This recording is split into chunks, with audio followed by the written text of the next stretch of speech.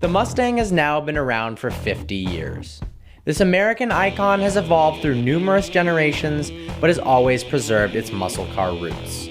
With its long hood and short rear, the Mustang is best experienced with a V8 up front and a manual transmission in your hand.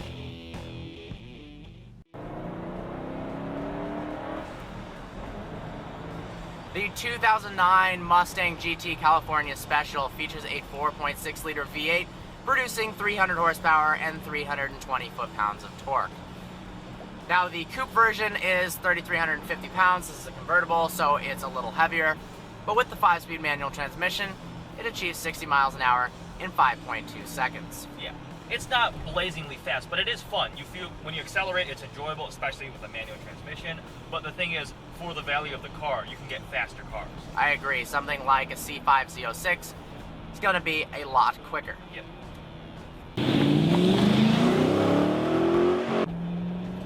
So this Mustang is a convertible. It has the cloth top. It's a powered. You press the button and it goes down. The thing is, noise isolation is pretty good. It's always an issue with convertibles, especially if they're not a hard top. At normal speeds, like driving around here, it sounds fine. You can hear the exhaust, but there's not too much wind noise. But when you're on the highway doing 70 miles an hour, it can get pretty loud. Yeah, I agree. If you have to do a lot of highway commuting, one, I don't really know why you're driving a Mustang, but yeah, it might get a little bit annoying. Talking about highway commuting, talking about fuel economy, it's rated at 15 and 23, 15 city, 23 highway, combined 18. This car is 17.8. It drops when you drive enthusiastically, obviously. So, but you don't buy a Mustang for fuel efficiency.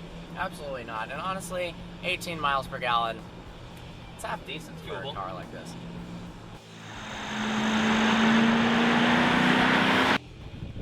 Well, we're not in California, but it is a beautiful day in Michigan. Perfect convertible weather. We have to drop the top. So forgive the wind noise, but you can hear the exhaust a lot better.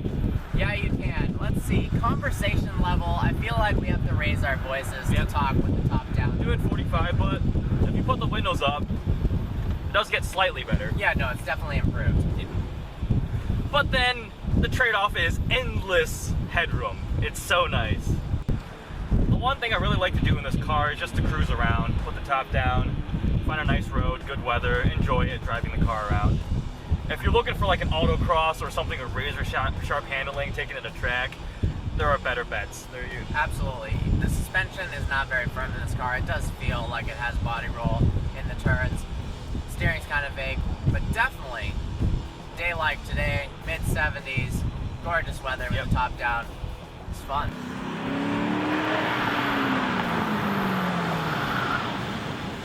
So I've been in a lot of Mustangs before. I'm pretty familiar with how they drive, the characteristics they display. How do you feel about it? And I personally haven't been in a lot of Mustangs, so this is kind of a new thing for me. Mustang receives a lot of beef all over the internet about their handling characteristics, and I actually agree with it. It is vague. It's a little boat-like for me. It seems that it sloshes around a little bit, and mid-corner, it doesn't give me the confidence that if I was pushing it really hard, it would go exactly where I want it to go. It's very much a point-and-shoot muscle car.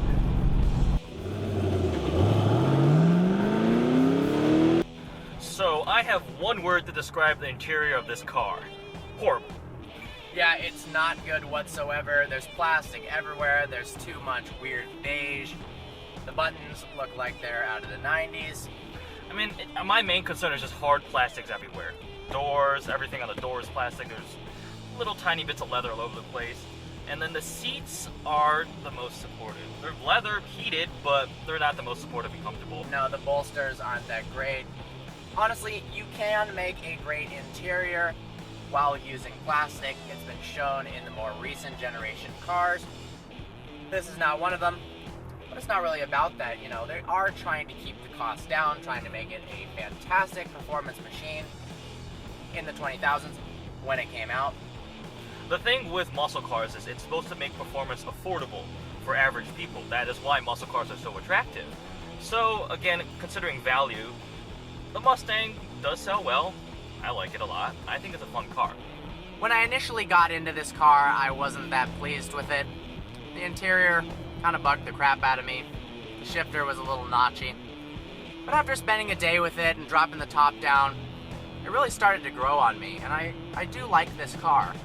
Is it the car I would get if I spent $20,000 on a two-door? It's not. But I can see people who absolutely, if they really appreciate the American heritage, they're a Mustang person. Yep. I can see the appeal. Indeed. Well, I hope you enjoyed this review. Like always, please browse our channel and subscribe. If you have any more questions or cars you'd like to see us review, leave a comment below. Give us a like on Facebook.com. And I guess we'll see you next time. Thanks.